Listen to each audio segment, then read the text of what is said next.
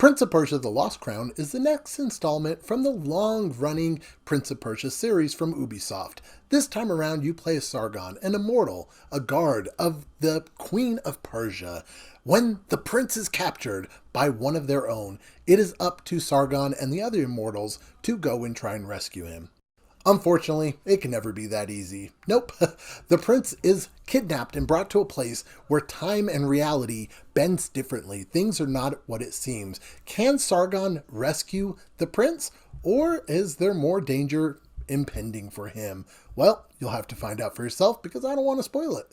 Overall, I think Sargon was a really cool character. The side characters too, there were some that I was like, man, I wouldn't mind some DLC where you get to play as this character. I think they did a really well job with the character models and character voices. They were voiced really, really well. Prince of Persia: The Lost Crown is a Metroidvania-style game. If you don't know what that is, well, I'll give you a quick rundown. It's a mix between Metroid and Castlevania-style gameplay, where you go to this giant area that's a giant map, but you can't explore it all. Unfortunately, you have to go to this point to defeat a boss. That's going to give you an ability to unlock another area, where you can go over there and defeat another boss and unlock another ability, and so on and so forth, until you can explore the whole map at your will. And that's the case for this as well. It's very rinse and repeat to the other Metroidvania style games, but they do a lot of really cool things with the puzzles. With it being Prince of Persia, we have a lot of different abilities and stuff like that that go really well with the puzzles. Things like bending time, or putting your character to one place and then creating a time capsule of yourself. I don't know what it's called, a time warp, and being able to warp back to that character. It just really works. I think the puzzles were really well done in this game, and probably my favorite part. The combat was really smooth as well. I felt early on that it was a lot of really simplistic square, square, square, triangle, triangle. It just wasn't really enjoyable. But as I unlocked more abilities, which is the case with a lot of these types of games, as I unlocked more abilities, it became a lot more fluid, and I was able to do a lot different moves to try and defeat enemies. But I still felt like the things that I was used to doing just kind of felt like they worked the whole time. Granted, there was some things that I collected, like the ability to grapple enemies and things along that nature, that really was just clutch. I wasn't expecting to have an item like that, and it just came in handy, and it made me feel like I was playing Devil May Cry as Nero. It just worked. So I think the gameplay was very fluid. Being able to explore just worked. There were some places, and I don't know if I'm going for the platinum, but there were some places that I felt like there was no explanation as far as how I was supposed to get there, if I was supposed to 100% it. I don't think you have to collect every single thing if you want to 100% it, but there were a few things where I was like, man, I have no idea how to get this item. I just feel like it would require me to look at a guide, and I didn't really feel like looking for a guide. I think a high point of the game is the boss fights. Like I was saying earlier, to get to new areas, you do have to defeat some bosses, and there are multiple bosses in the game. I do feel like these bosses are completely different, and none of them are like carbon copies of each other, or where it felt like I was doing the same moves. A lot of the bosses felt like they were just completely different movesets, and each one was super unique compared to the other one. The fights are awesome, and they are a blast. It also pays to die, unfortunately. The more you die, the more you fight the bosses, which you're gonna die. The more you fight the bosses, the more you can learn their patterns and start realizing, oh, okay, I can jump over that move, or he does this move whenever his arm looks like this. It's just really nice to be able to have that repetition with the game and easily get back to these bosses to fight them again. Before we get into the bug section, which is always fun, let's talk about the graphics and music really quick.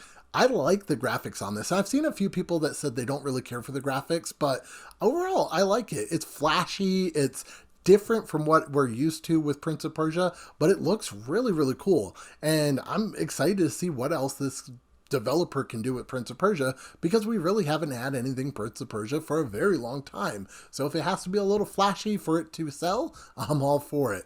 I think it looks cool being flashy, and I have no complaints. The music is really cool too. They're just really well done orchestrated pieces. The ending music was really good. I love the music in this game. Now it's time for bugs. This is where the game falters. There are a lot of issues with this game. I've had the game crash only one time, but it did crash on me. The first day that the game came out, I could not see the trophies on it, and I got the deluxe edition, so I was able to see or get the game early.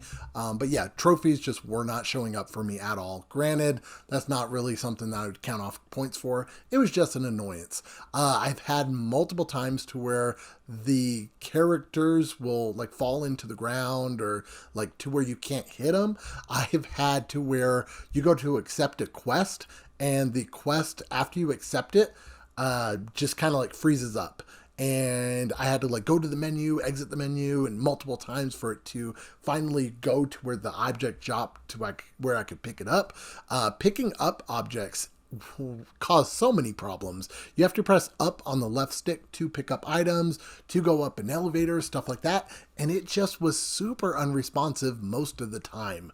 I just really feel like there are a lot of little bugs in this game that equal up to more than just little bugs. It makes it to where there's just a lot of little things that add up, and unfortunately I think that's where the big problem lies with Prince of Persia.